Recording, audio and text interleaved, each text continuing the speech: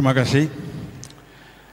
Yang pertama, Bapak Ibu, saya mengundang Saudara Refli Harun karena beliau itu adalah calon seknek yang saya siapkan ketika Anies Baswedan menjadi presiden. Karena beliau pakar hukum tata negara dan saya undang beberapa kali dalam acara-acara.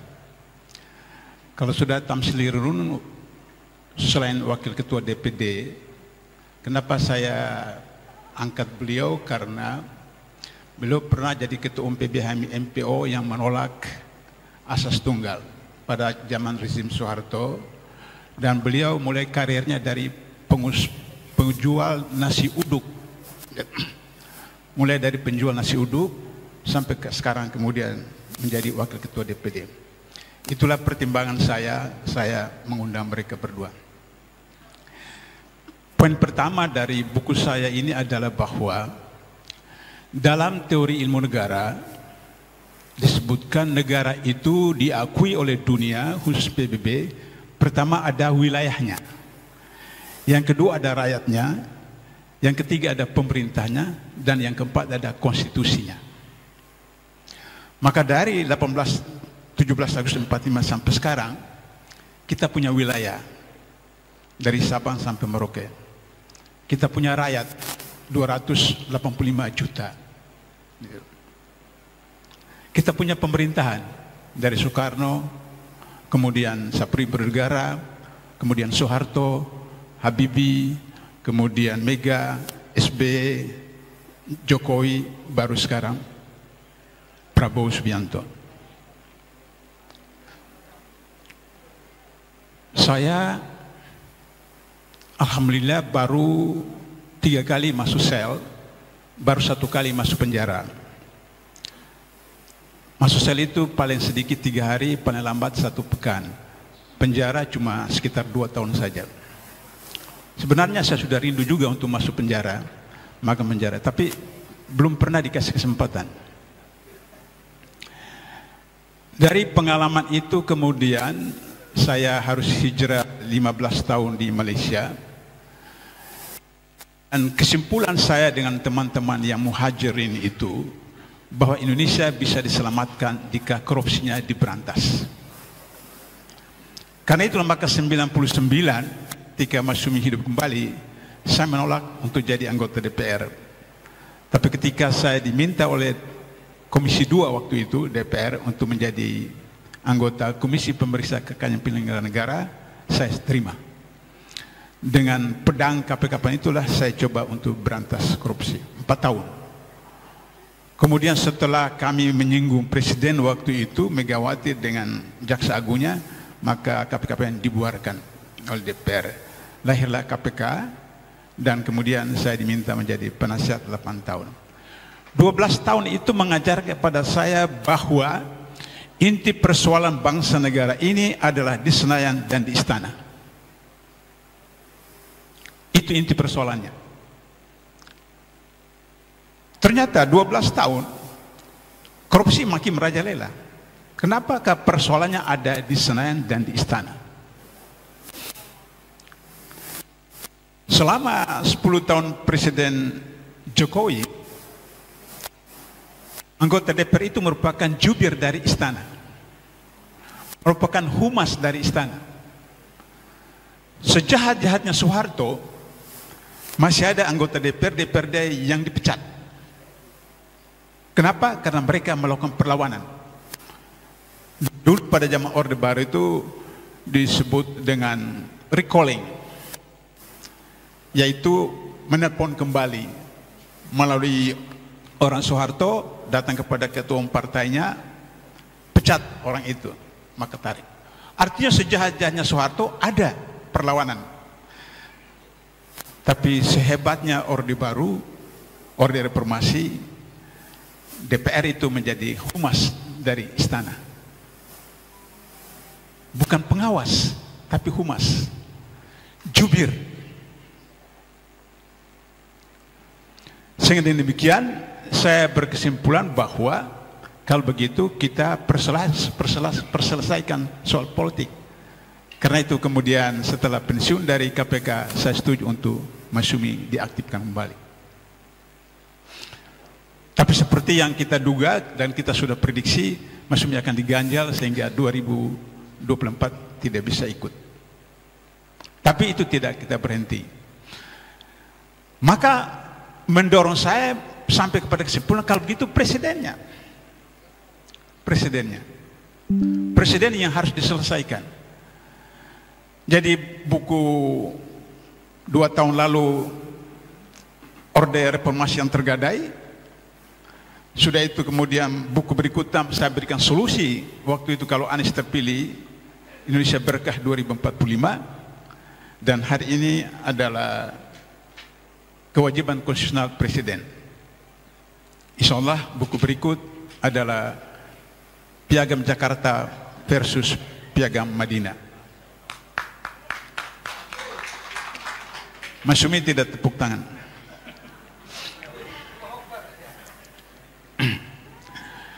Nah, jadi oleh karena itu, kenapa saya sedang siapkan Piagam Jakarta versus Piagam Madinah? Karena ketika Dekret 5 Juli 59, Undang-Undang Dasar dikembalikan, dijiwai oleh Piagam Jakarta. Berarti secara konstitusional Piagam Jakarta itu sah, absah, resmi. Tapi operasi intelijen sedemikian rupa dari zaman Orde Lama, Orde Baru sampai sekarang, maka sebagian umat Islam menganggap Pancasila itu adalah produk togut, sehingga harus dilawan.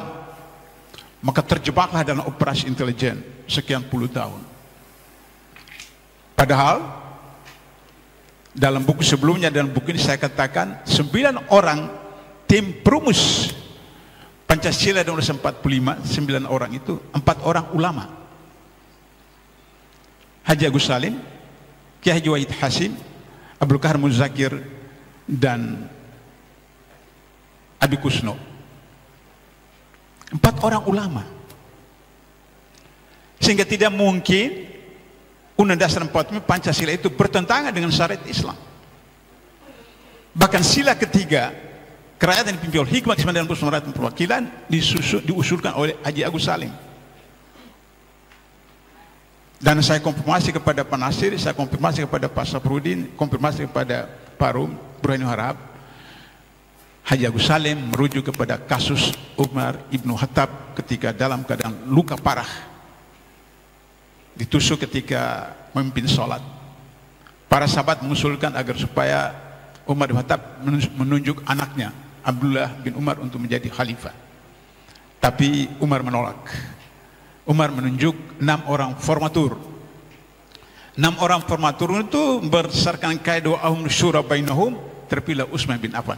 Itulah yang digunakan oleh Haji Agus Salim untuk memasukkan sila keempat.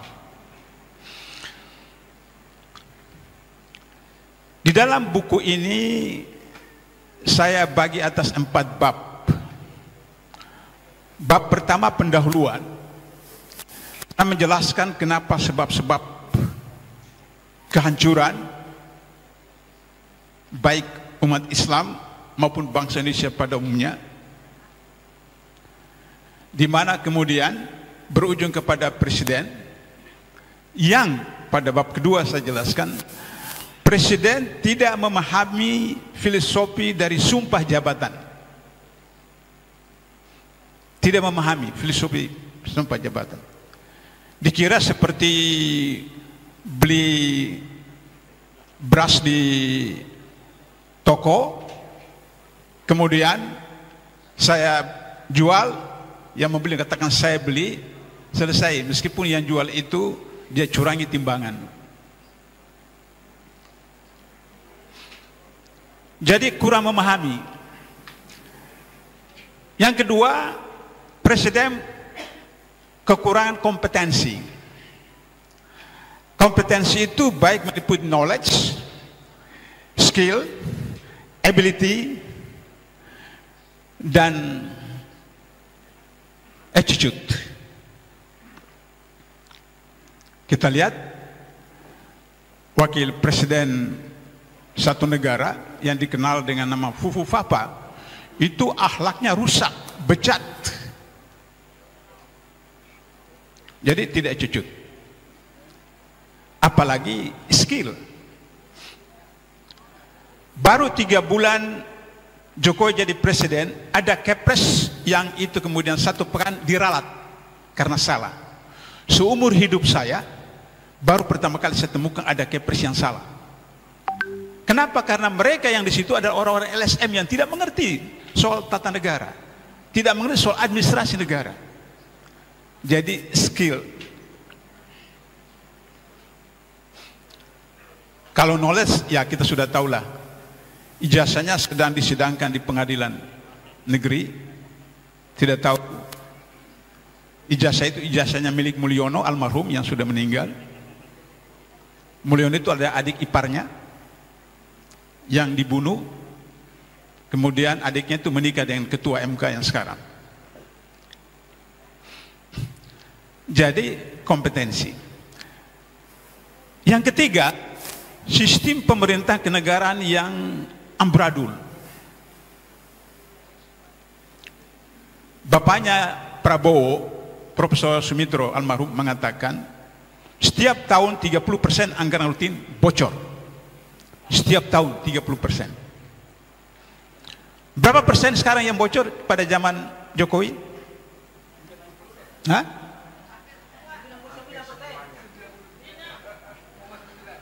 Pengalaman saya 8 tahun di KPK, 42%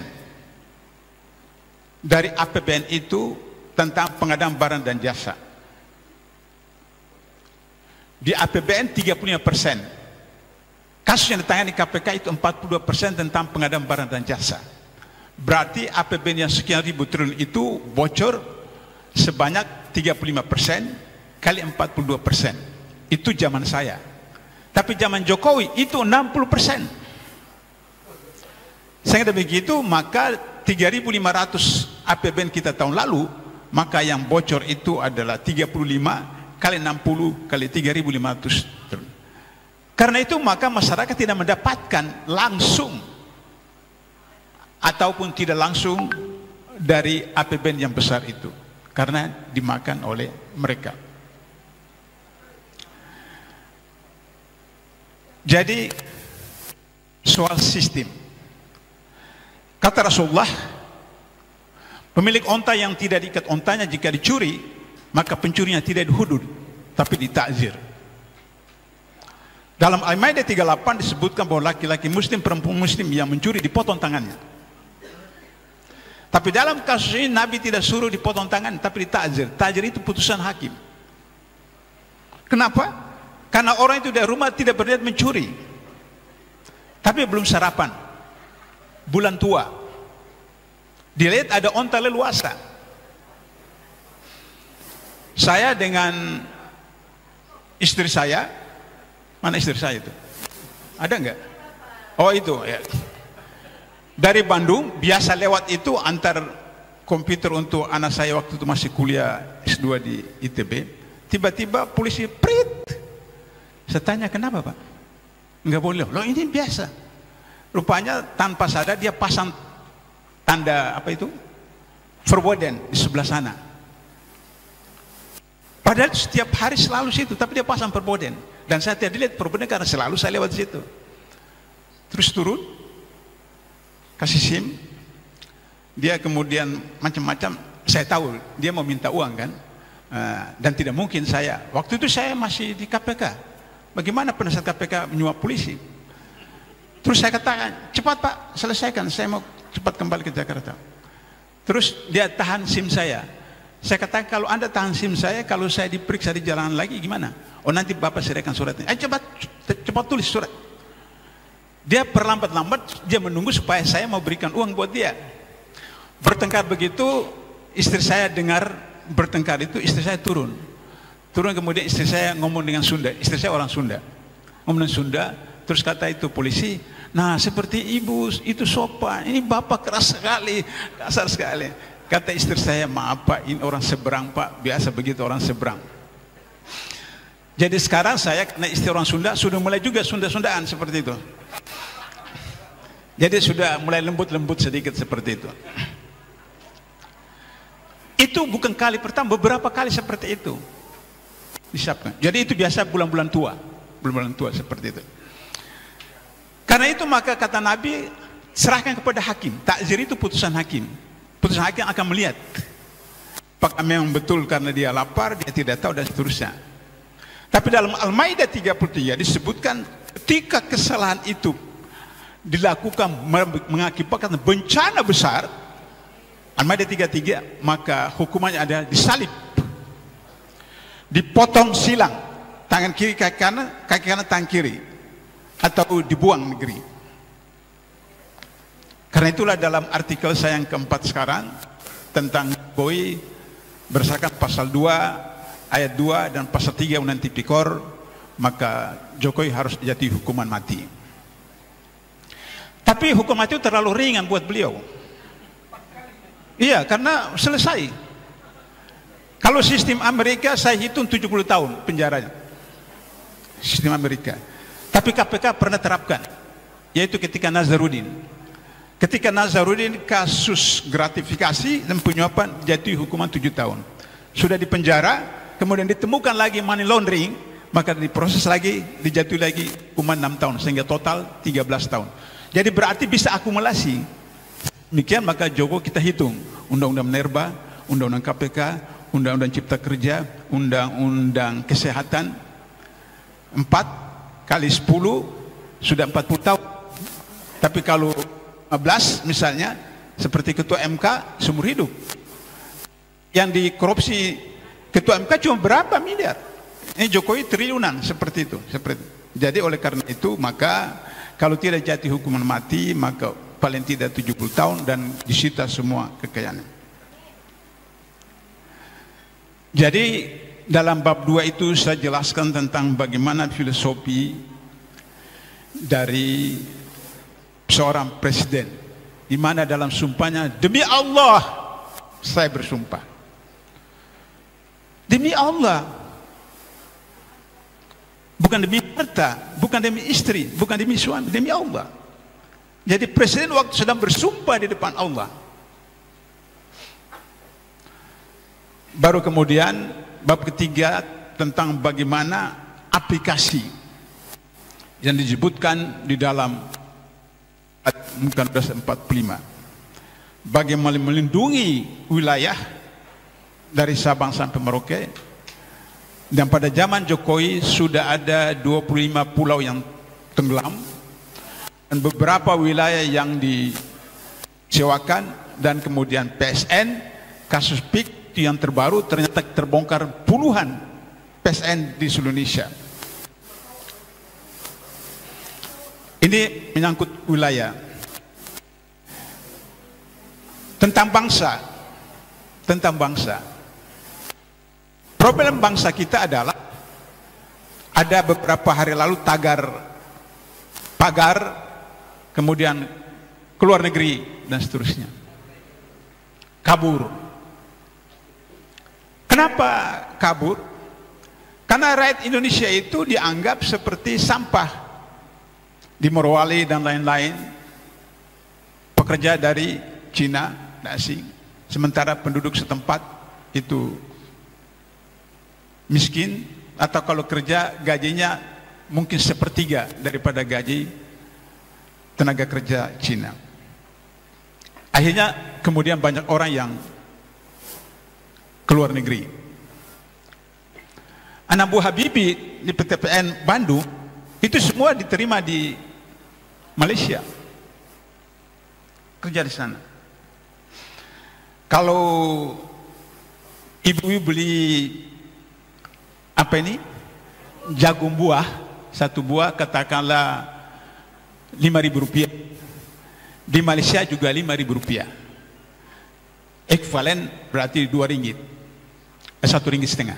Tapi kalau ketika sudah jadi jagung rebus, maka di Malaysia mahal daripada Indonesia. Kenapa? Harga upah tenaga kerja itu dibayar mahal. Anak saya dosen di ITB, waktu baru kerja 5 tahun yang lalu, gajinya karena S3 itu 5 juta. Istrinya sama-sama lulusan S3, 0 pengalaman, jadi dosen di Malaysia. 5 tahun lalu itu 30 juta. Jadi 5 juta berbanding 30 juta. Sekarang anak saya sudah lektor kepala jadi 10 juta. Jadi mungkin mantu saya itu sudah 40 atau 50 juta. Itu problem. Nah, sehingga dengan demikian maka rakyat tidak diperhatikan, pada itu perintah dari alinea keempat muka 545. Maka program raksasa yang harus dilakukan presiden itu adalah pertama mensejahterakan. Sejahtera itu tidak identik dengan nominal gaji. Kenapa? Karena ketua MK yang ditangkap KPK 10 tahun yang lalu, siapa namanya itu? Ketua MK? Akil Mokhtar. Itu gajinya 10 tahun lalu itu yang kami tangkap, itu 100 juta 1 bulan. Ada yang punya 100 juta setiap di rumah? 100 juta. Ini yang disebut dengan corruption by greedy, karena serakah. Jadi bukan nominalnya, tapi gaji itu mensejahterakan. Apakah 5 juta, apakah 10, tapi mensejahterakan. Sehingga dalam konsep buku ini saya katakan bahwa gaji karyawan PNS, ASN atau swasta tidak dibayar 100%, tapi 75% dibayar tunai, 20% dikonversi. Dikonversi kemana? Pendidikan anaknya dari SD sampai universitas gratis, pendidikan keluarganya gratis, tidak ada BPJS. Saya 15 tahun di Malaysia tidak kenal BPJS.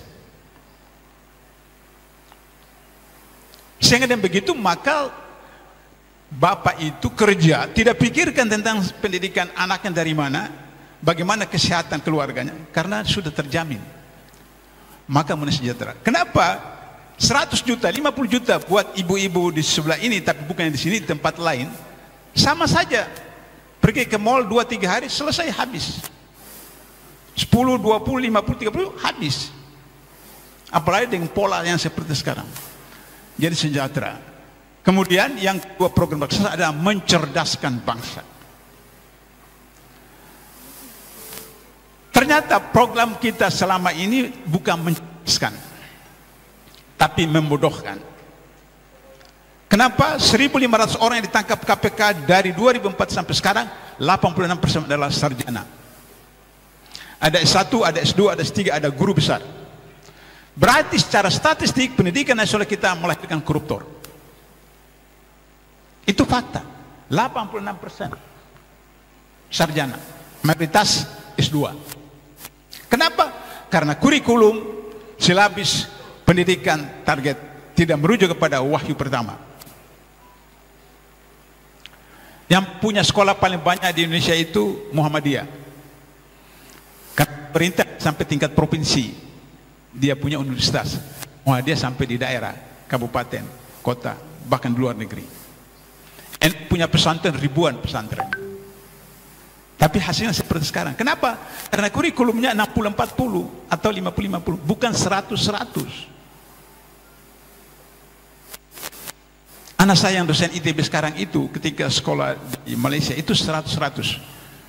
Dia insinyur tapi bisa baca kitab kuning. Saya tidak bisa baca kitab kuning. Anak saya itu insinyur, doktor, bisa baca kitab kuning karena kurikulumnya 100-100 dari pagi sampai sore. Silakan nanti merujuk kepada Al-Alaq ayat 1, bagaimana di sana silabus kurikulum target pendidikan. Iqra bismi rabbikal ladzi khalaqa, khalaqal insana min 'alaq, iqra wa rabbukal akram, allazi 'allama bil qalam, 'allamal insana ma lam ya'lam. 5 ayat itu merupakan silabus kurikulum, metode dan target. Yang terakhir adalah bagaimana menciptakan keadilan sosial bagi seluruh rakyat Indonesia. Ada yang kata kepada saya, Pak Abdullah, yang Pak Abdullah sampaikan itu kan Islam. Indonesia bukan negara Islam. Ya bukan. Indonesia bukan negara Islam, tapi Indonesia itu negara tauhid. Silahkan periksa. Sila pertama, ketuhanan yang Maha Esa, itu tauhid.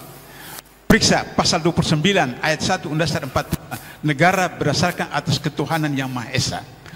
Ayat 2 disebutkan negara menjamin kebebasan setiap negara untuk melaksanakan agamanya dan melaksanakan ajaran agamanya itu.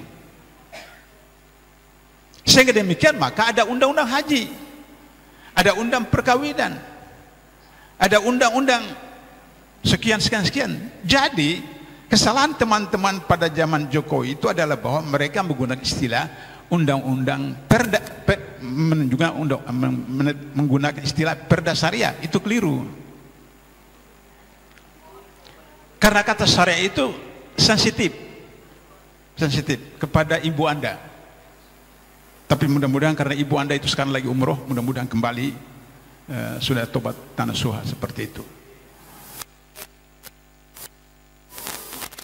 Sebutkan saja perda judi, perda miras, perda apa, dan tidak ada agama yang menolak. Tapi menggunakan perda syariah, kata syariah itu sensitif. Ada yang mengkritik saya, kenapa menggunakan Indonesia berkah bukan Indonesia emas? Dalam Mukadimah Undang-Undang 45 tidak ada kata emas, yang ada kata rahmah dan berkah. Atas rahmat berkah Allah yang Maha Kuasa. Karena itu saya menggunakan Indonesia berkah 2045. Kalau Indonesia emas 2045 bisa menjadi Indonesia cemas, dan itu berbahaya.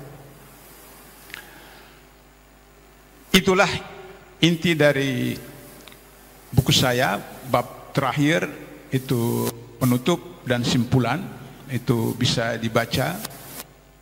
Bagaimana agar supaya terjadi beberapa perubahan hal. Saya dengan saudara Refli ini berbeda dalam hal kembali ke Undang-Undang 45. Beliau menganggap berbahaya kembali ke Undang-Undang 45 asli. Saya paham itu. Oleh karena itu maka kenapa sebagian menolak, karena nanti tidak ada KPK, nanti kemudian presiden seumur hidup dan seterusnya. Bisa kita lakukan apa yang disebut dengan adendum. Jadi kembali Undang-Undang 45 yang asli dengan adendum hal-hal tertentu. Kalau menurut Islam, khalifah tidak dibatasi masa jabatannya. Abu Bakar sampai meninggal, Umar sampai meninggal, Utsman sampai meninggal, Ali sampai meninggal. Jadi kalau misalnya baru dilantik 100 hari, Prabowo sekarang 100 hari lebih, kalau melanggar konstitusi bisa dilangsirkan menurut Islam. Tidak perlu tunggu 5 tahun. Baru 100 hari melanggar konstitusi bisa dilangsirkan. Sebaliknya kalau 5 tahun tidak melanggar konstitusi bisa kemudian dipilih kembali seperti itu. Nah, oleh karena itu maka bagi saya kembali ke Undang-Undang 45 dengan adendum. Hal-hal apa yang selama ini dianggap itu krusial di Undang-Undang 45 ditambahkan. Kalau yang Undang-Undang Dasar 2002 itu bukan amandemen, itu pembongkaran.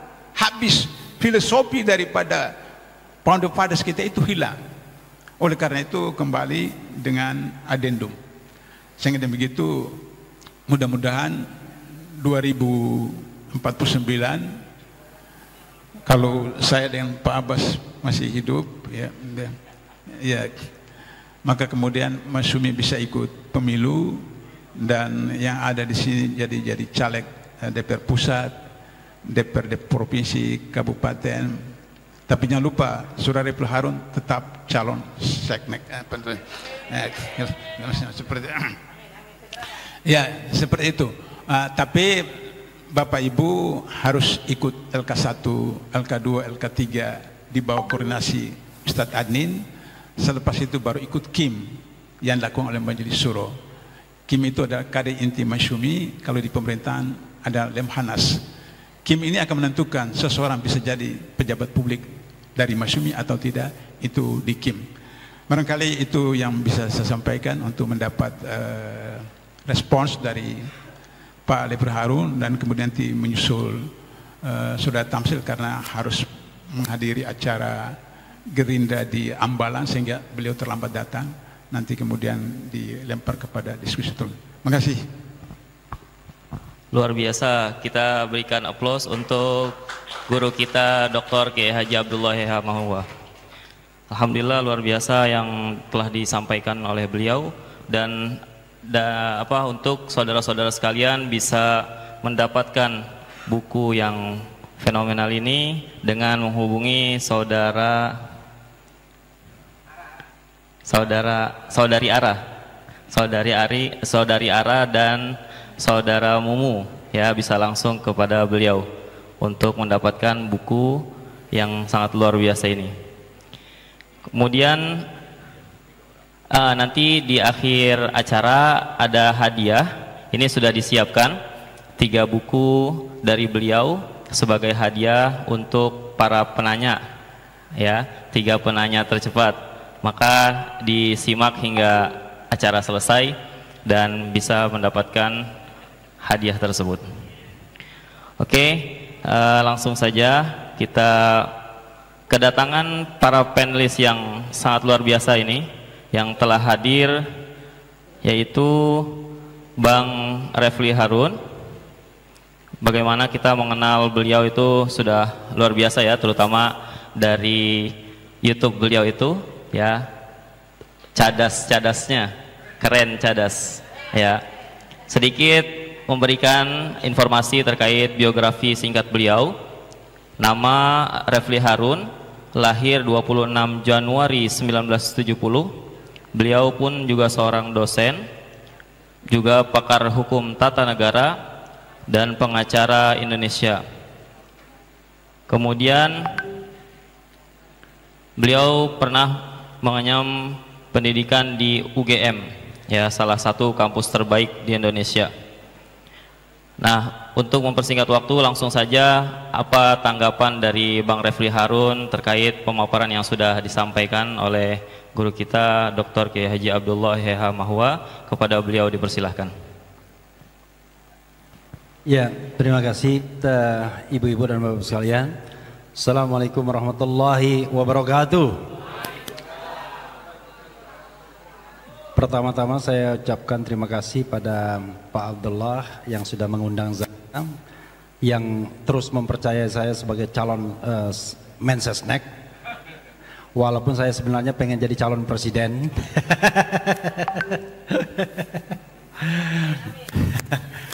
Maksudnya amin, ya, Anies Mohaimin lagi enggak? Dan juga terima kasih pada keluarga besar Masyumi yang sudah mengundang saya, serta ibu-ibu dan bapak-bapak sekalian, dan juga profesor. Terima kasih. Jadi begitu saya diundang Pak Abdullah, ya, saya tuh nggak tanya acaranya apa, pasti iya saya. Iya pokoknya. Kalau ada waktu pasti iya. Karena bagi saya di masyarakat yang low trust society seperti sekarang ini susah cari orang yang bisa dipercaya, ya. Jadi beliau ini sudah saya kagumi sejak saya menjadi wartawan di media Indonesia.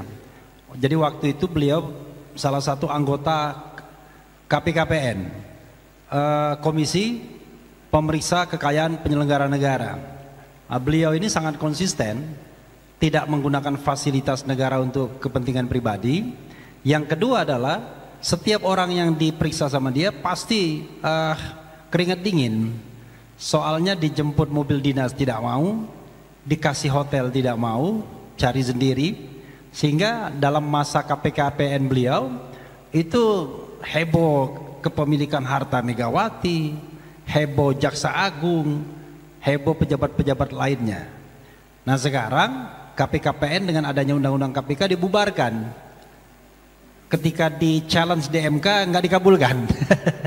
Saya menyesal juga, ya, karena kalau kita lihat profiling harta kekayaan yang dilaporkan ke KPK itu rata-rata bohong semua rasanya, ya. Jadi kalau kekayaannya misalnya dilaporkan 20 miliar, yakinlah barangkali hartanya 10 kali lipat dari itu, ya. Karena kan susah juga, apalagi kalau dia penegak hukum menjelaskan asal harta kekayaan. Konon Sambo punya uang sampai 100 triliun minus 1 rupiah. Bayangkan. Jadi 100 triliun minus 1 rupiah. Kenapa minus 1 rupiah? Saya nggak tahu. Jangan-jangan sistem perbankannya mengatakan maksimal tidak boleh melewati angka 100 triliun. Ya kan? Kenapa saya tahu begitu? Karena saya tahu dari Irma Huta Barat yang mendapatkan pemberitahuan dari Bank Negara yang mengatakan bahwa dana itu dibekukan, dan itu suratnya yaitu jumlahnya 100 triliun minus 1 rupiah. dan itu di suratnya disampaikan ke Sungai Bahar, tempat kediamannya Joshua. Siapa waktu itu pangkatnya?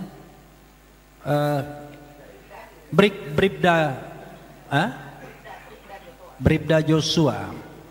Makanya bisa jadi karena dia menyimpan uang atau rahasia yang begitu besar. Ya, saya kemarin di Arab Saudi juga ketemu orang yang cerita mengenai setoran-setoran buat Sambo ini dari per bulan 1 miliar, ada 25 dan lain sebagainya. Tapi jangan lupa di atas Sambo itu ada bosnya juga. Bosnya itu yang kemudian punya ambisi macam-macam, pengen jadi presiden dan lain sebagainya. Nah, orang-orang inilah yang kemudian bertahan di inner circle pemerintahan. Bayangkan. Makanya buku ini menarik sekali. Saya ingin memulai dari kata-kata why presiden. Jadi kenapa presiden? Jadi kewajiban konstitusional presiden. Begitu saya dapat buku ini saya senang karena ini menambah energi saya pribadi untuk terus mengkritik Prabowo yang hari ini saya lihat belum menunjukkan, ya. Saya mengatakan belum ya, bukan tidak. Belum menunjukkan bahwa dia adalah presiden Republik Indonesia. Presiden yang harus mensejahterakan, yang memajukan kesejahteraan umum. Presiden yang harus mencerdaskan kehidupan bangsa, yang melindungi segenap bangsa. Baru presiden kelompok saja. Dan baru kemarin diangkat lagi sebagai ketua umum Gerindra. Saya agak miris sebenarnya. Kok bisa? Presiden itu adalah karir politik yang tertinggi bagi seorang warga negara dalam sistem pemerintahan presidensil. Kok bisa tiba-tiba ketua MPR membelokkan arah Rapimnas menjadi KLB dan mengangkat kembali Prabowo Subianto sebagai ketua umum partai politik. Saya bikin polling di RH Channel, hasilnya mengatakan hanya 26% saja yang setuju dari puluhan ribu voters yang setuju dia menjadi ketua umum Gerindra. Yang tidak setuju 30-an%, yang masa bodoh 45%. Saya tambah ya, bukan urusan saya, ternyata bukan urusan saya ini lebih banyak. Tetapi kalau kita lihat model kontur seperti itu berarti hanya 26% yang setuju. Coba bayangkan, kan gak masuk akal. It doesn't make sense seorang yang sudah terpilih sebagai presiden tiba-tiba terpilih kembali menjadi ketua umum partai politiknya. Aneh. Kalau kita kaitkan dengan fungsi partai politik sebagai rekrutmen politik, mendidik calon pemimpin dan lain sebagainya, maka kita harus mengangkat topi kepada partai Gerindra yang sudah menghasilkan pemimpin, kan begitu? Walaupun saya mengatakan ini bukan kader Gerindra. Kapan Prabowo dikader oleh Gerindra? Begitu bilang siapa anggota DPR-nya itu yang gemuk itu, yang menantunya pemain sepak bola, kami akan mengajukan kader yang terbaik, ya kan, untuk menjadi calon presiden. Saya bilang kapan Gerindra mengkader Prabowo? Yang jelas itu adalah bukan kader tapi owner.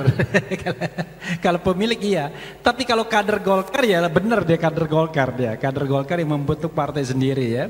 Wiranto juga kader Golkar. Kalau Pak Abdullah memang kayaknya kader Masumi betul ini dari dulu. Karena Pak Abdullah termasuk yang mendirikan partai politik ikut pemilu tahun 1999 ya, Masumi juga gitu, walaupun pecah-pecah banyak waktu itu. Jadi agak miris, padahal di dalam sistem pemerintahan presidensil, presiden ini adalah jabatan tertinggi. Theoretically kalau kita baca bukunya Pak Abdullah mulai dari sumpah sampai implementasi, dan itu ada dalam konstitusi semua dengan segala penjabaran dan interpretasi serta opini Pak Abdullah, maka sesungguhnya yang namanya presiden itu nggak ada waktu selain menjadi presiden itu sendiri, ya kan? Jadi dia will be no time, ya kan? Except being a president itself. Jadi presiden itu sendiri dia, nggak ada yang waktu lain.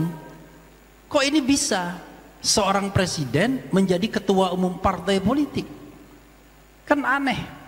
Karena mandat dari ketua umum partai politik itu yang utama adalah memenangkan pemilu legislatif. Karena banyak orang yang akan diangkut ke dalam jabatan pemerintahan. Nah, yang kedua bonusnya biasanya presiden, karena presiden itu nggak bisa standing alone, harus sama-sama kan. Jadi yang namanya Prabowo Subianto bukan hanya calon dari partai Gerindra, tapi calon dari beberapa partai politik. Itu satu hal. Jadi karena itu sangat relevan kita mengingatkan kembali kewajiban konstitusional seorang presiden dengan segala dimensi dunia dan akhiratnya, ya kan? Saya merasa jangan-jangan di pikiran Prabowo nggak ada dimensi akhiratnya waktu dia mengucapkan sumpah ya. Sumpah saja, beberapa jam setelah mengambil sumpah langsung dia langgar sumpahnya. Saya udah berapa kali kritik. Jadi sumpahnya salah satunya adalah menjalankan undang-undang dasar dan undang-undang serta segala peraturannya dengan seluruh-seluruhnya. Oke? Itu dia ucapkan pukul ya kira-kira 10 pagi tanggal 20 Oktober 2024. Tapi malam hari ketika dia mengumumkan kabinet, maka tersebutlah Alkisah seorang mayor yang menjadi sekap, sekretaris kabinet. Saya tidak sentimen dengan Mayor Teddy, tetapi Anda harus meletakkan hukum undang-undang sebagai basis yang sudah dikatakan akan melaksanakan undang-undang seluruh-seluruhnya. Yang namanya jabatan politik atau jabatan non TNI hanya untuk TNI itu, di luar TNI itu hanya 10 kantor saja, 10 tempat ini saja. Satu, kantor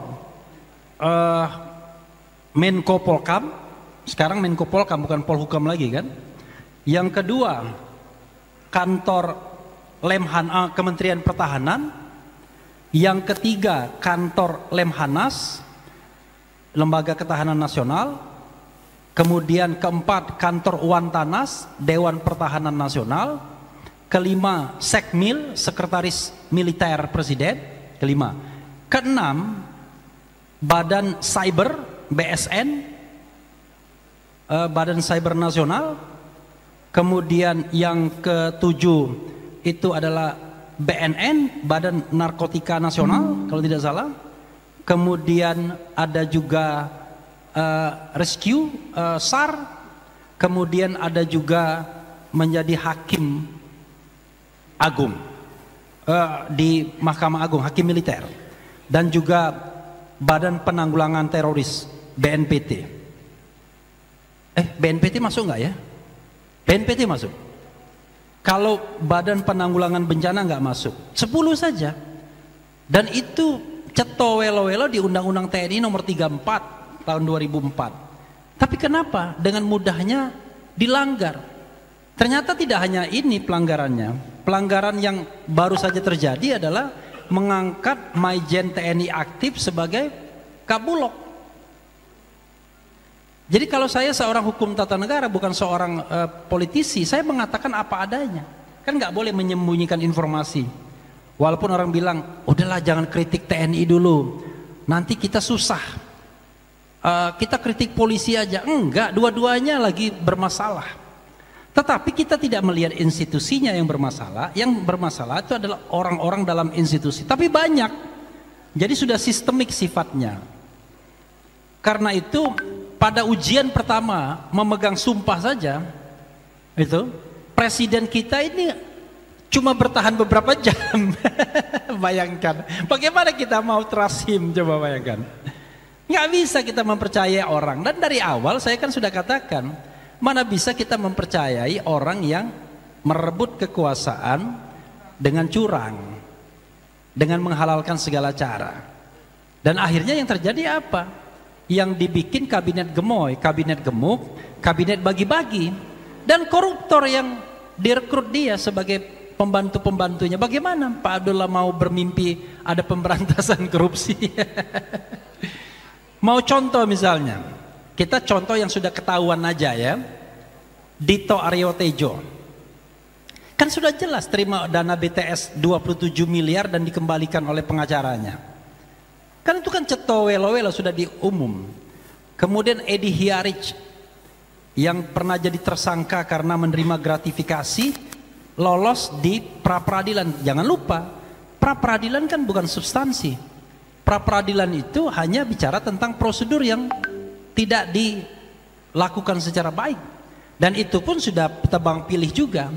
Kalau Anda dekat dengan pemerintah atau cukong di pemerintahan, Anda akan lolos pra-peradilan. Edi Hiarij lolos, Paman Birin lolos. Tapi coba Hasto sekarang enggak lolos. Coba kalau Hasto 5 tahun yang lalu lolos dia di pra-peradilan. Hasto sekarang enggak lolos. Tom Lembong enggak lolos. Jadi orang-orang yang diincar oleh pemerintahan, makanya sebenarnya kok kayaknya nggak dejavu ya, nggak ada bedanya antara pemerintahan sekarang dan pemerintahan sebelumnya. Apakah hukum masih dipegang oleh geng Mulyono? Pertanyaannya. Dan Prabowo sebagai presiden tidak berdaya. Ini kan jadi persoalan. Karena bagi saya dari perspektif hukum tata negara, kawan-kawan semua, ibu-ibu dan bapak sekalian, saya tidak bisa menyalahkan Mulyono lagi ada laginya ya. Why? Karena yang megang tongkat komando kepresidenan dengan segala kewenangannya adalah Prabowo. Kalau Prabowo perintahkan tangkap, ya tangkap. Selesai. Orang yang Polri di bawah dia, kemudian kejaksaan di bawah dia, KPK pun berdasarkan undang-undang yang baru juga di bawah presiden. Undang-undang nomor 19 tahun 2019. Jadi apalagi yang membuat dia sulit untuk melaksanakan itu semua? Kan jadi this is the question. Nggak boleh ngatain tapi kita ya. Jadi walaupun dalam kondisi marah pun nggak boleh ngatain orang ya. Tetap ini kan konstruktif ya. Saya tidak ngatain, saya kritik. Saya tetap bilang Prabowo ya, tetap bilang Jokowi dan lain sebagainya. Nah, ini menjadi persoalan bagi kita. Di tes pertama saja sudah nggak lolos, apalagi tes-tes berikutnya. Tes implementatif, bagaimana misalnya menjadi presiden bagi semua warga negara Republik Indonesia, bukan presiden buat partai Gerindra saja. Nggak lolos juga tes ketika pilkada kemarin. Coba bayangkan betapa repotnya orang-orang Gerindra menjelaskan bahwa dukungan presiden kepada Ahmad Lutfi, kepada Ridwan Kamil itu adalah dukungan sebagai ketua umum partai politik atau Gerindra. Siapa yang bisa membedakan dalam hal apa Prabowo itu tiba-tiba dia mengatakan ini saya bicara sebagai ketua umum Gerindra. Dia jabatan presiden itu 24 hours, maka itu nggak boleh dia dimadu. Dimadu dengan jabatan lain, ya kan? Karena kalau dimadu dengan jabatan lain itu akan mengganggu dan akan kalah pastinya harusnya. Jadi dia tidak boleh merangkap ketua dewan pembina harusnya, karena dia primus inter pares, tidak ada lagi yang lebih tinggi daripada presiden. Kalau dia gubernur, bupati, wali kota, oke lah, masih ada, ya kan? Masih ada struktur atasnya. Tapi ini udah paling atas. Kalau dia melakukan kesalahan-kesalahan, orang bingung. Dalam budaya politik Indonesia yang patriarki, akan bingung. Bayangkan hari ini, dia baru 100 hari lebih menjalankan pemerintahan. Sudah ada pencalonannya kembali sebagai calon presiden 2029. Ini kan sontoloyo namanya. Kita belum tahu bagaimana kinerja dia, ya kan?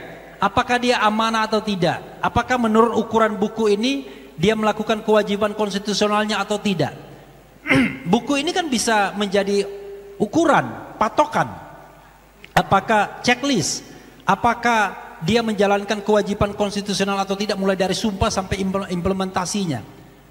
Nah, barulah kemudian kita menilai sebagai partai politik, sebagai rakyat Indonesia, ini layak untuk dilanjutkan jabatannya, kan begitu? Ini belum apa-apa, tiba-tiba Jokowi datang dari Solo ke Hambalang, dukung juga Prabowo di 2029, PSI yang menggadang-gadang Gibran, dukung juga, kan begitu? Kelihatannya dia mau mepet terus ke Prabowo. Jadi kebutuhannya adalah, kalau kita bicara tentang timelinenya, nanti makin butuh siapa yang paling butuh antara Prabowo Jokowi? Jokowi yang akan membutuhkan Prabowo terus menerus karena Prabowo yang pegang jabatan. Ya saat ini, tetapi nanti makin lama makin jauh, tapi makin lama makin mepet terus yang namanya Jokowi. Kenapa? Biasanya dalam kepemimpinan yang feodalistik, orang lebih suka dipuji, orang lebih suka dipepet dibandingkan dikritik.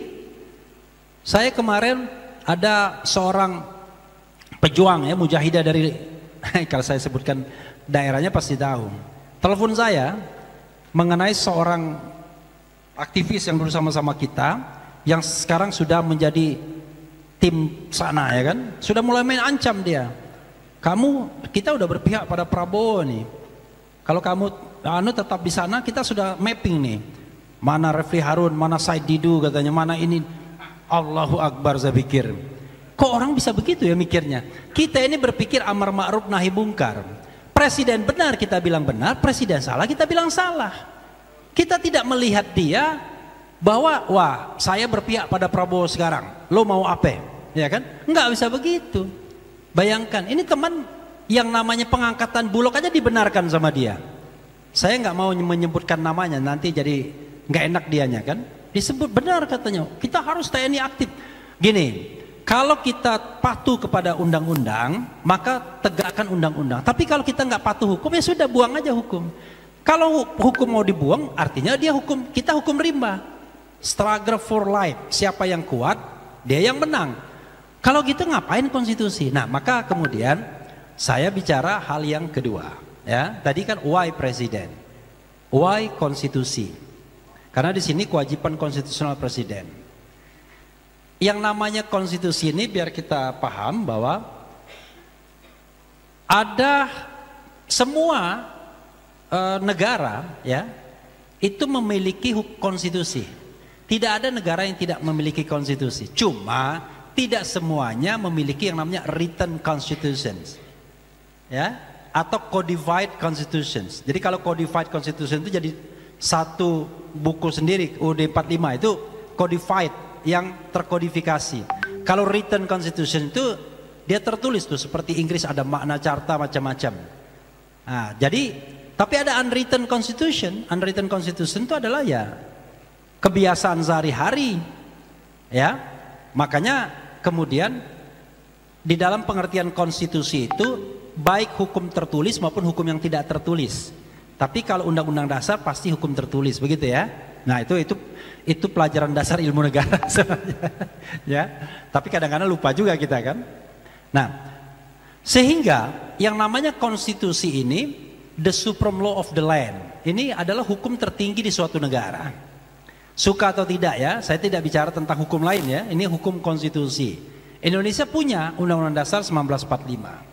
Nah, yang berlaku hari ini adalah yang the existing constitutions adalah Undang-Undang Dasar 1945 yang sudah diubah dengan perubahan pertama, perubahan kedua, perubahan ketiga, dan perubahan keempat.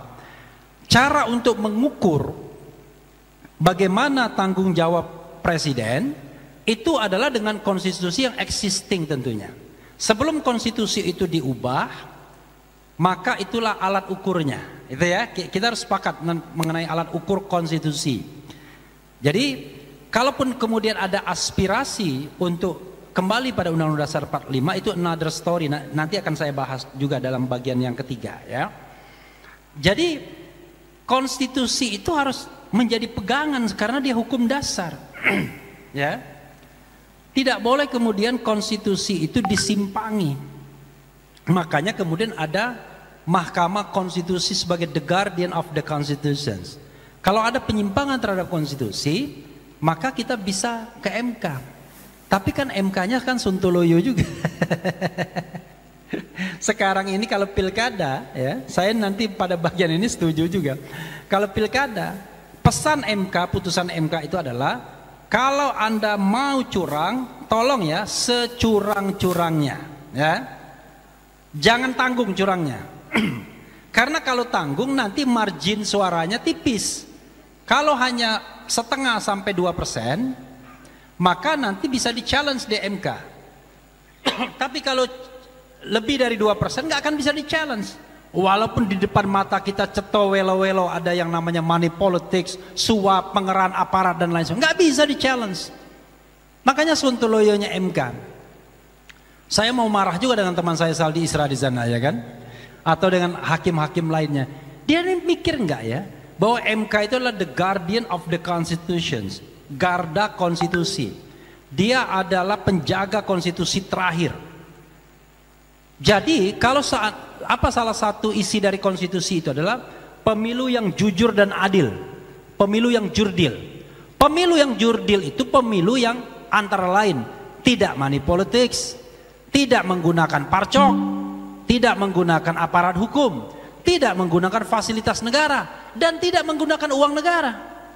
Nah, kalau kita temukan itu semua di dalam pelaksanaan pemilu, termasuk pilkada, ya harusnya MK batalkan dong. Nanti dia bilang, kalau begitu nggak akan ada pemenangnya, bikin kapok orang.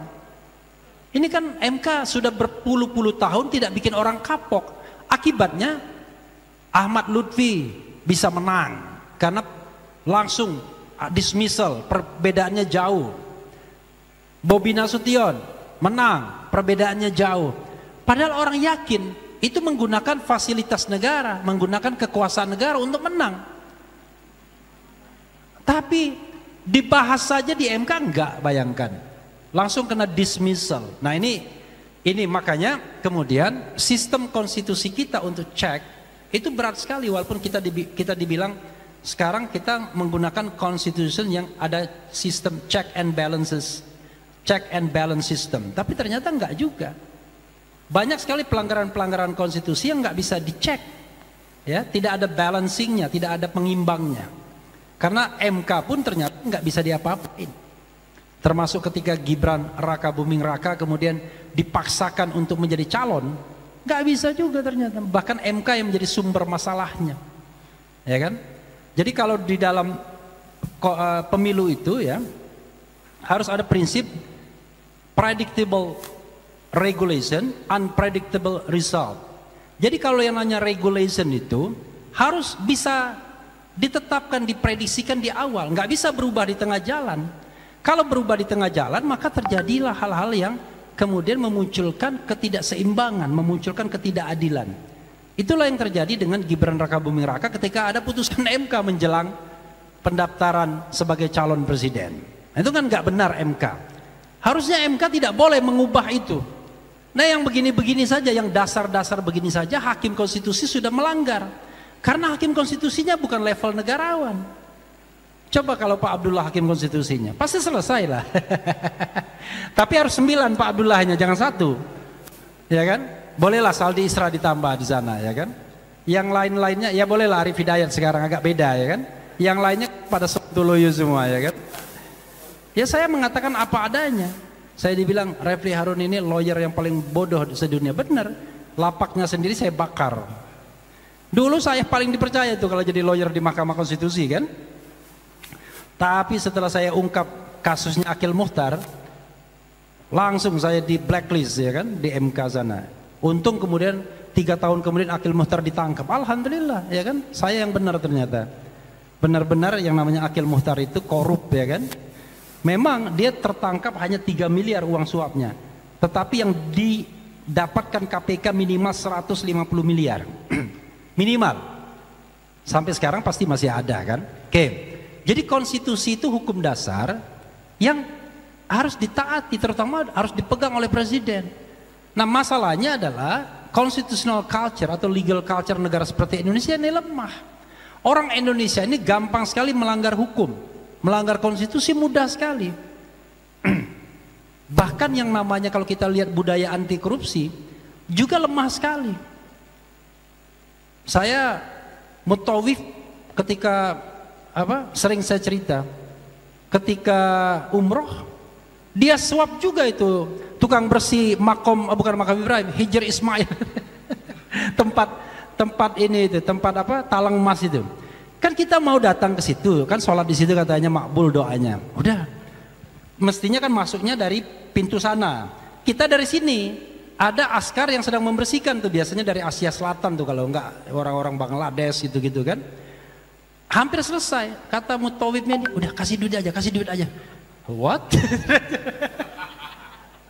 Bayangkan seorang mutawib, ya kan, di depan Ka'bah masih mikir nyuap untuk ibadah. Allahu Akbar. Sama juga dengan orang, udah kita menggunakan jasa untuk mencium Hajar Aswad. Gila kan? Jadi, nah saya merasa mereka bukan orang jahat tuh Pak Abdullah kalau yang begitu. Ini orang yang tidak terdidik, sama dengan tidak terdidiknya kita dalam dua hal, ya. Ini terutama ibu-ibu yang pakai jilbab. Kadang-kadang saya merasa miris, yaitu buang sampah pada tempatnya dan antri. Itu kalau saya lihat, kalau ada acara-acara pengajian apa, paling nggak bisa ngantri biasanya. Dan biasanya kotor sampahnya. Coba bisa nggak dua hal itu? Kalau kita betul-betul seorang muslim, ya kan? Mau antri nggak bisa, buang sampah sembarangan, kan kacau sekali. Coba lihat tuh kebersihan daripada sebagian daripada imam, ya, daripada iman. Kita lihat tuh kantor Masum ini bersih nggak? Jadi kata orang bule, kami nggak ada masalah tidak mengaji kalau anak-anak kami tidak bisa matematika katanya. Tapi kami akan bermasalah kalau anak-anak kami buang sampah sembarangan dan tidak bisa ngantri. Bayangkan, Islami sekali kan begitu. Yang lain tidak Islami, tapi ini kan Islami. Itu konstitusi ya, yang kedua. Nah, yang ketiga, ini ngeri-ngeri sedap. Kembali kepada Undang-Undang Dasar 1945 ditambah yang asli. Berarti sekarang palsu, Pak ya. Ini perlu bab khusus untuk diskusi ini ya. Sebenarnya saya juga tidak juga nolak 100%. Tapi saya reserve ya. Jadi reserve-nya itu adalah satu, kalau kembali ke Undang-Undang Dasar 45 itu bernuansa perbaikan, bukan kemunduran. Contoh, tidak boleh lagi ada presiden yang terpilih 7 kali berturut-turut oleh lembaga yang sama. Sudahlah, power tends to corrupt, absolute power corrupt absolutely. Tapi zaman Khalifah enggak, lain. Khalifah langsung dididik dan digembleng oleh Rasulullah. Kita digembleng oleh siapa? Kita dikasih kesempatan sedikit aja udah zalim, coba bayangkan. Ya itu teman saya tadi, baru masuk inner circle Prabowo saja sudah mempetakan orang tuh. Nanti kamu nggak akan dapat proyek begini begitu, kan kacau sekali. Bayangkan seolah-olah dia yang menentukan hidup dan matinya kita, ya kan? Nah, dan itu aktivis yang mengaku sudah 40 tahun membina civil society dan lain sebagainya. Jadi karena kita lemah, maka kemudian selalu harus ada pembatasan kapan orang itu bisa menjabat. Itu satu. Kalau mau lagi, ya jangan menjadi celah bagi dui fungsi TNI lagi, ya kan?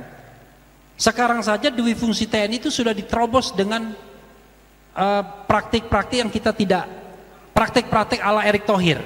Kan Erick Thohir yang kemudian membuka keran bagi TNI Polri aktif karena dia ingin cari nama pada waktu 2024 kemarin untuk cari calon presiden. Dia kasih jabatan-jabatan tertentu untuk TNI dan Polri, termasuk juga ormas-ormas Islam, ya kan? Sampai dia pun ikut anggota ormas Islam tersebut, ya kan? Coba bayangkan, ini kan sudah jelas yang namanya menyalahgunakan jabatan. Ngomong seperti ini memang pasti dimusuhin, ya nggak apa-apa, ngomong yang benar dimusuhin, ya kan? Soalnya kalau tidak dimusuhin gampang ngomong yang baik-baik, melipir, ya kan? Kemudian kita puji-puji terus menerus, udahlah jadilah kita. Tapi masa kita tujuan hidup kita mau jadi pejabat, jadi mensesnek dengan cara melipir, ya kan? Kita ingin jadi mensesnek dengan cara gagah. Masa dengan cara melipir, ya kan? Cara gagah itu adalah prinsip, ya kan? Kalau saya mau masuk kekuasaan, kalau prinsipnya begini, kalau enggak. Saya diundang orang istana, enggak mau datang saya. Diundang oleh wakil menteri, enggak mau datang saya. Diundang oleh inner circle Prabowo, enggak mau datang saya. Diundang orang yang mengaku dekat sama Aguan, enggak mau datang saya. Kenapa? Daripada fitnah, mending saya datang undangan Abdullah Hehamahua.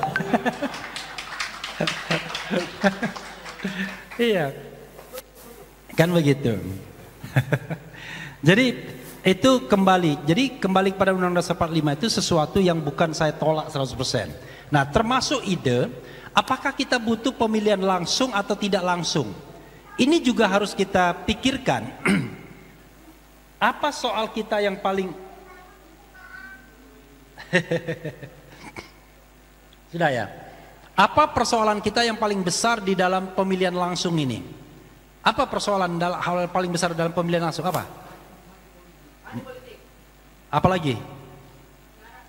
Anggaran, apalagi? Penyelenggara, apalagi? Hah? Nah, itulah kalian ya kan, yang dipikirkan anggaran, money politics. Padahal itu cuma sekedar hal-hal yang sekitarnya. Yang paling inti itu adalah terpilihnya pemimpin yang tidak amanah. Kan begitu. Terpilihnya pemimpin yang tidak amanah, tidak fatona, ya kan? Tidak tablik. Jadi yang tidak memiliki kualitas kepemimpinan yang sifatnya profetik, ya kan? Nah, itu yang menjadi persoalan kita. Instrumen untuk mengatakan pemimpin itu tidak amanah mudah. Kalau dia dipilih dengan cara curang, menghalalkan segala cara, melakukan money politik, pasti tidak amanah. How come? Orang amanah yang merebut kepemimpinan seperti itu. Karena itu udahlah, omong-omong soal Prabowo selesai sebenarnya. Cuma karena saya diskusi sama Pak Abdullah, udahlah kita kasih garis demarkasinya. Tapi kalau saya pribadi gak bisa dipercaya, gak bisa diharapkan. Omong-omong aja sebenarnya. Pengangkatan Mayor Teddy itu sudah menjadi satu indikasi. Jadi kayak urusan keluarga jadinya. Kan ini merusak sistem birokrasi. Gimana orang birokrasi itu nggak tertekan, nggak marah? Ketika diprotes, oh dia bukan setingkat menteri, dia cuma eselon 2. Eselon 2 di sekretariat kabinet yang kemudian dilebur ke Setnek. Gara-gara itu eselon 1 disekap terpaksa nganggur. Karena Teddy-nya cuma eselon 2, kan nganggur dia jadinya. Teddy-nya eselon 2, tapi walaupun eselon 2 hanya satu-satunya eselon 2 yang kalau duduk di depan ada acara, ada tamu negara, dia di samping Prabowo. Ini eselon 2 atau eselon 0 sebenarnya? Lebih daripada eselon 1. Saya tidak cemburu. Yang saya katakan adalah kita ini berbirokrasi, bertata negara, ya kan? Ini kan bukan soal the right man on the right place atau the right person on the right place. Ini enggak, the right position, ya kan, on the right place. Kalau posisinya eselon 2, ya Anda nggak bisa. Tetapi kan urusan dengan Mayor Teddy itu urusan personal.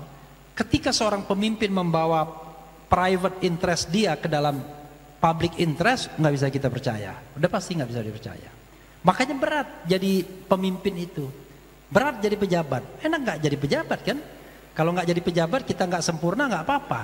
Tapi kalau jadi pejabat harus sempurna. Makanya Pak Abdullah Mahwa pernah jadi pejabat karena dia sudah sempurna dia. Pernah jadi anggota KPKPN, pernah jadi penasihat KPK, dan itu semua di era pemerintahan sebelum Mulyono. Kalau pada era Mulyono, aku yakin saya nggak akan terpilih.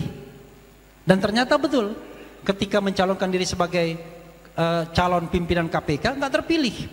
Pada masa, memang sih pada masa SBY terakhir, tapi sudah tahu nih bau-bau bagaimana memperjuangkan kepentingan-kepentingan yang sifatnya koruptif. Dan memang benar, sumber dari korupsi di Indonesia, sumber masalah kita di dua lembaga ini, presidensi, istana, dan DPR. Karena tidak berlaku yang namanya sistem check and balances, ya. Jadi harapan kita DPR itu adalah menjadi lembaga pengawas presiden. Enggak, wakil ketua DPR itu pesuruh presiden. Agenda-agenda presiden kemudian dia desakkan di DPR. Loh gimana? Bukan menjadi pengawas, kita pilih dia jadi pengawas, dia ternyata bukan jadi pengawas. Oke. Kemudian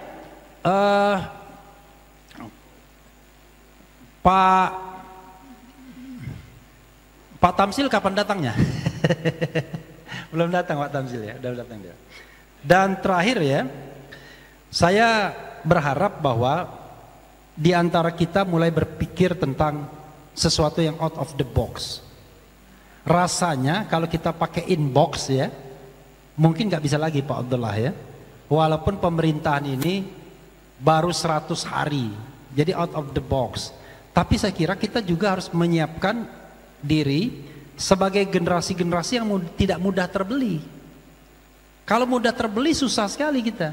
Begitu kita mendapatkan kesempatan untuk menjabat, wah, kita lebih rakus daripada orang yang sebelumnya kita kritik. Dan itu terjadi, it happened many times. Jadi ketika misalnya dulu geng Gus Dur datang ke istana, banyak sekali orang menganggap mereka rakus, ya kan? Tiba-tiba digantikan pada geng berikutnya, sama. Nah sekarang konon kalau Anda bicara proyek dan lain sebagainya harus bicara sama partai ini, ya kan? Kalau tidak dengan partai ini proyek tidak akan goal dan lain sebagainya. Gimana kita mau bernegara yang benar? Ya. Lalu menteri-menteri coba cek kekayaan mereka. Kalau seorang penegak hukum ada kekayaan sampai ratusan atau puluhan miliar, kita bingung dari mana. Penegak hukum yang benar itu Pak Abdullah. Setelah 8 tahun jadi penasihat KPK, nggak punya apa-apa. Gajinya berapa Pak? Lumayan tapi gajinya kan 30-an. Tapi gaji 30 juta itu nggak cukup Anda untuk hidup mewah.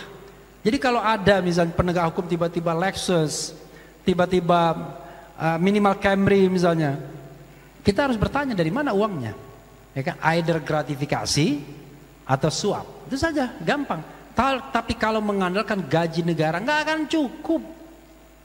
Berapa gaji seorang Kapolri, berapa gaji seorang menteri dan lain sebagainya.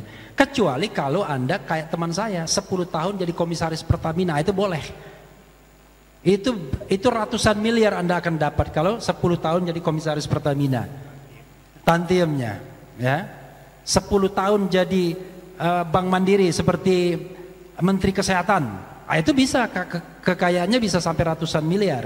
Tapi kalau business as usual, Anda hanya mengabdi pada negara, tidak ada bisnis dan lain sebagainya, maka Anda nggak bisa hidup mewah. Tetapi kalau Anda bisnis, hati-hati dengan trading in influence. Mudah-mudahan nanti kita banyak bicara lagi untuk out of the box ini. Yang penting jangan berputus asa dari rahmat Allah, Pak ya. Jadi kita yang namanya kejayaan, kekuasaan itu dipergilirkan. Nanti kalau saatnya kita berkuasa, kita jangan seperti mereka, harus amanah ya. Karena Indonesia butuh orang-orang yang committed. Makasih. Assalamualaikum warahmatullahi wabarakatuh.